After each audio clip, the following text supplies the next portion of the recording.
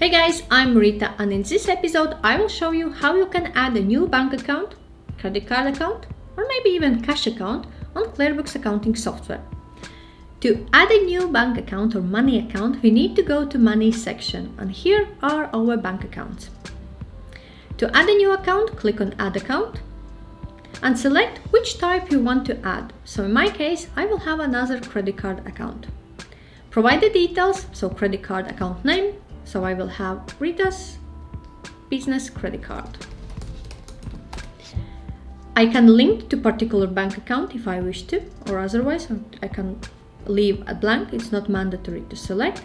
And bank contact is actually a completely new bank account. Before you click on Save, go to Settings section and check these features. So if you want to show on dashboard, select yes, otherwise you can select no. And also you can decide if this bank account, what is added, is a default. In my case it's credit card, so I don't want to default this to my main bank account. And when you click on payment methods, there is multiple options to select, and of course for my credit card, only credit card applies. When I go back to details, I can save this credit card. So now when I check information, there is my Rita's Bank business credit card. I can enable automated bank feeds by clicking Set up bank feeds here.